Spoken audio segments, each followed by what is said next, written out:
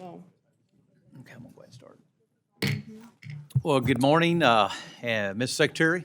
Welcome to the Labor, Health, and Human Services Subcommittee on Appropriations, and it's my honor to have you here for our first budget hearing of the year, and we look forward to hearing your testimony. And I know the discussion this morning will focus a lot on the facts, the figures that are related to the funding of public health, biomedical research, and services for children and families. And certainly those are all important issues, but I also want to raise another important topic that I think that needs to be addressed, and that's the issue of human trafficking.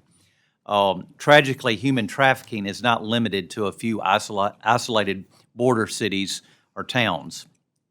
In my home state of Alabama, in particular North Alabama, parts of my district have seen nearly a 200% increase in the number of unaccompanied migrant children placed with sponsors over the last few years.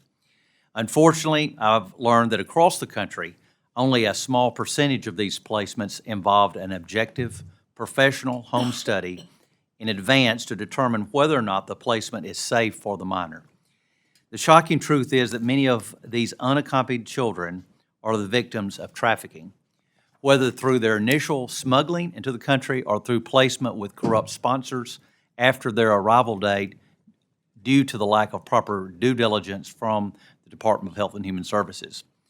This subcommittee has been made aware of several instances of these minors being placed illegally in dangerous jobs such as cleaning floors in meatpacking facilities and working in unsanitary and dangerous conditions in factories and on farms.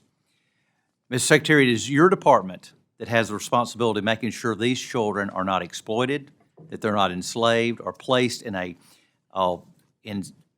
that they are placed in safe care until they can be heard by a judge. I understand from recent news reports that the Department of Health and Human Services rushes through background checks and other procedures that are designed to vet sponsors in order to move children quickly out of shelters and off your department's rolls. It is reported that your agency has lost contact with a third of all unaccompanied minors with a month after placing them with the sponsors. And I'll be asking some questions about this morning, and I'll go into further detail. But we have an unprecedented national security crisis at our border as well. Americans deserve a secure border, and these children deserve to be protected from exploitation and from trafficking.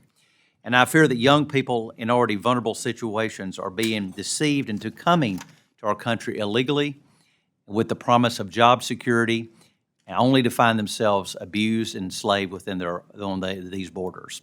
This is indefensible, and your department must do a better job.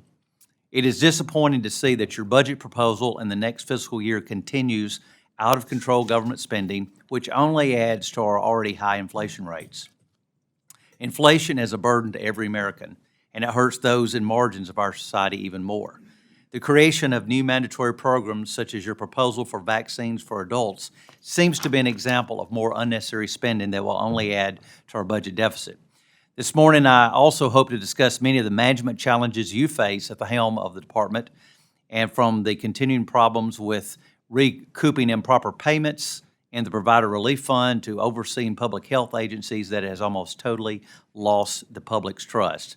There are many other areas that the department needs improvement. I hope to learn more this morning about what you're doing to take positive steps in these very areas. Finally, there are also many external threats facing the department. There are threats to cybersecurity, such as we recently saw with Choice Health data breach, threats from antibiotic resistance, and the ongoing and growing health concerns of chronic disease.